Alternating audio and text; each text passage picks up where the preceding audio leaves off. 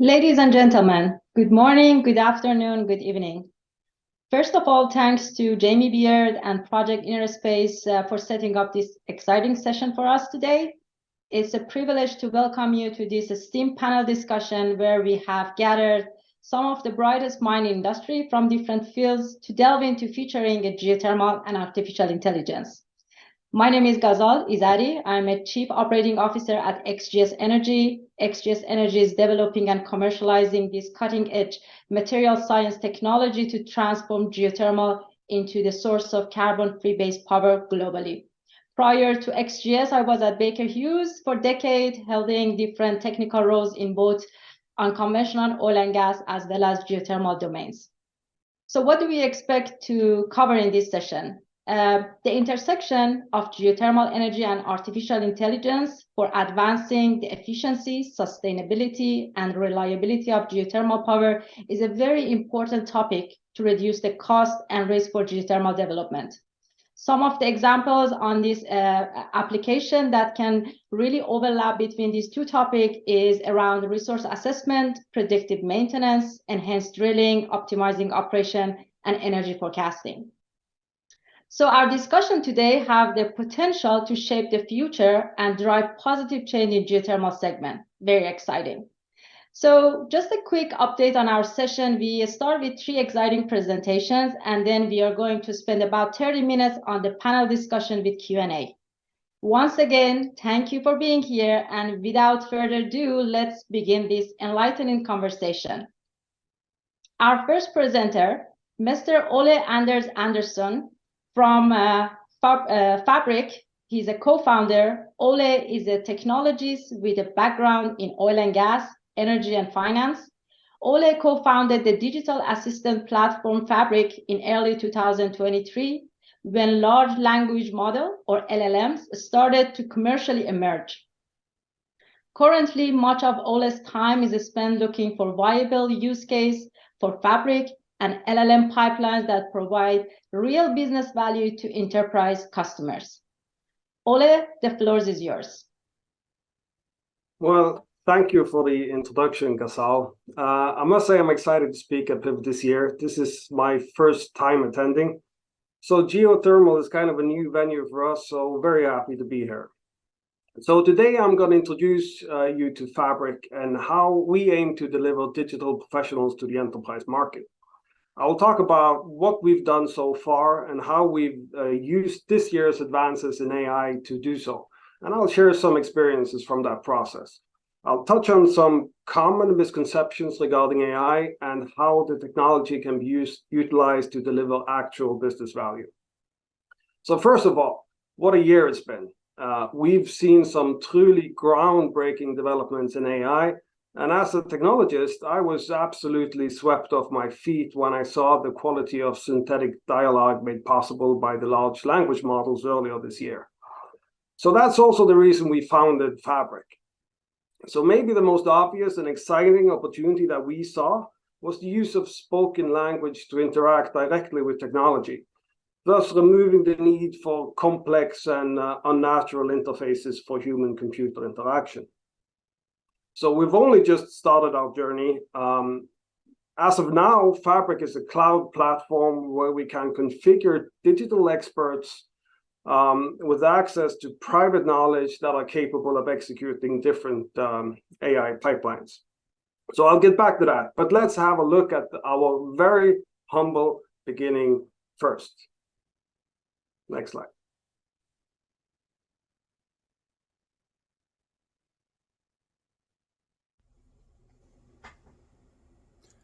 Hi there, who am I speaking to?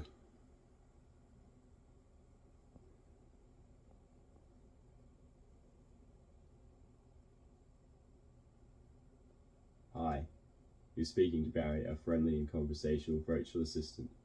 How can I help you today?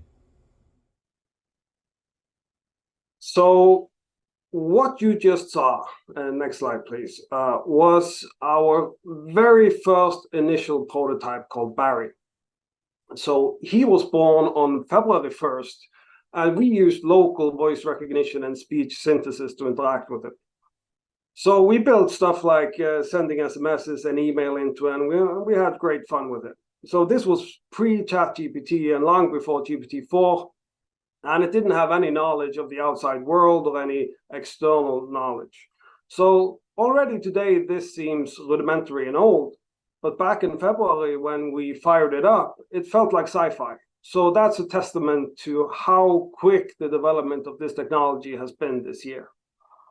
Next slide, please. So on the 26th of May, the first ever Fabriq instance went into production. So this was a collaboration with the Norwegian Petroleum Directorate, and we had a goal of delivering a public interactive Q&A pipeline based on publicly available NPD reports and articles. The end result was Neil, a digital geological assistant with insight into about 600 relinquishment reports, 2,000 wellbore histories, and 150 exploration news articles. Achieving this in such a short period of time meant we had to adopt a very agile approach. We invented the thing as we built it and had to work closely with subject matter experts to provide necessary insight for us technologists. We realized that we quickly had to kill our darlings, as us devs say, and instead of spending time sending emails and SMSs and doing fun stuff, we had to focus on functionality that actually added business value. So early alignment with key stakeholders and close collaboration with subject matter experts were key factors for success in this period. You can check it out for yourself at mpd.fabriqai.com. It's free, and feel free to test it out. So let's have a look at this video of what we actually built. Wherefore art thou Romeo? In the context of oil and gas, Romeo is a well that was drilled to test the Hydra High adjacent to the King Lear discovery in the North Sea. The primary objective was to prove commercial accumulations of recoverable hydrocarbons within the sandstone of the Rotliegends group. The well was drilled with the jackup installation Maersk Gallant on the 10th of September, 2014 and drilled to TD at 4,889 m in the Permian Rotliegends group. Hydrocarbons were found in the Jurassic Ula and brine formations and in the Permian Rotliegends group, Auk formation equivalent. The well was permanently abandoned on the 22nd of February, 2015 as an oil discovery. Let's try the same question in Google. Now let's try it in ChatGPT-4. The answers are not incorrect, but they are not relevant to the energy industry. So, as you guys can see, a lot happened between February and May. We worked quite intensely to be able to provide this level of actual insight. So for the observer view, it's quite obvious that Neil has access to data beyond the training sets of the large language model. And I'll talk about that in just a second. For those of you that's worked with ChatGPT in the past, or similar services for that matter, it might seem familiar, but in this case, the AI actually acts as a geologist or a subsurface professional. And this is important because large language models are very good at language patterns and conversational styles. This is what they're built for, and they happily take the role of any personality you would like it to, within its moderation, weights, and biases, of course. So at Fabriq, we call this level of configuration personas. But what about knowledge? How can you introduce the model to internal, private, and up-to-date knowledge? So we call this applied generative pipelines. And they can be applied in many ways, but today we'll focus on the Q&A pipeline. So this way of working with large language models has quickly become a pretty established pattern, getting attention from companies like Microsoft even. So how does it look like? Well, it's quite simple. So you ask, you have a question, you analyze, we break down the question, and that's in order to look for the most relevant information to use to actually answer the question. We then retrieve that information, and then we re-evaluate it up against each other to ensure that only the top relevant fragments are used to answer the question.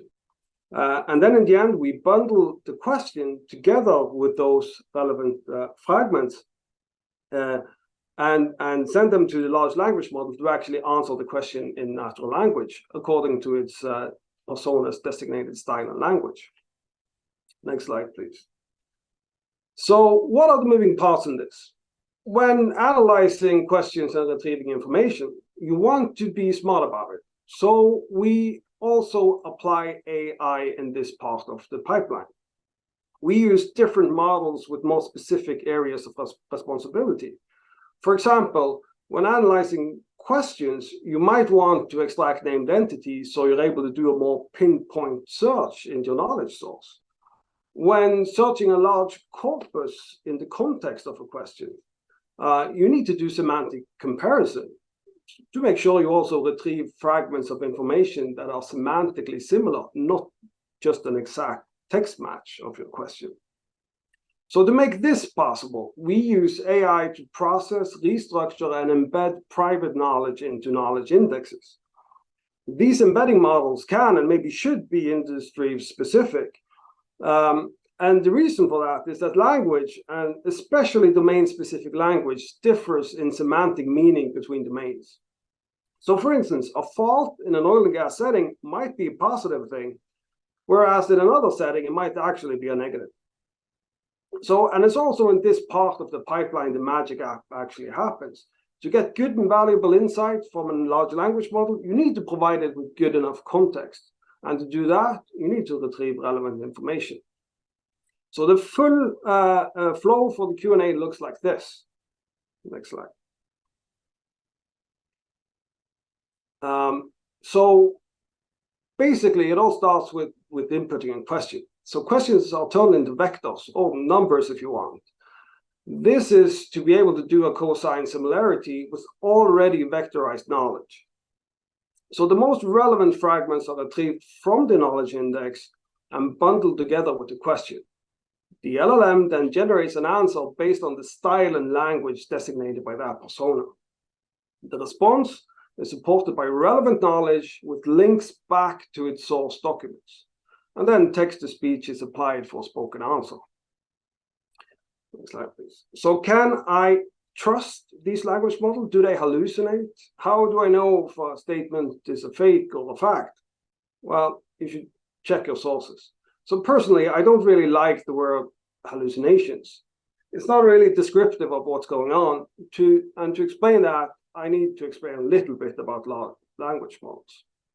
So they are trained to predict the next word in a sentence or a sentiment.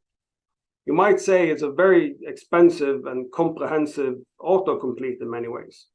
Yes, it is true that it is trained on an enormous amount of textual data, but not with the end of becoming an all-seeing oracle or a fact machine, but rather to comprehend languages, language patterns and styles, and to be able to and capable of mimicking them. And they do that quite well.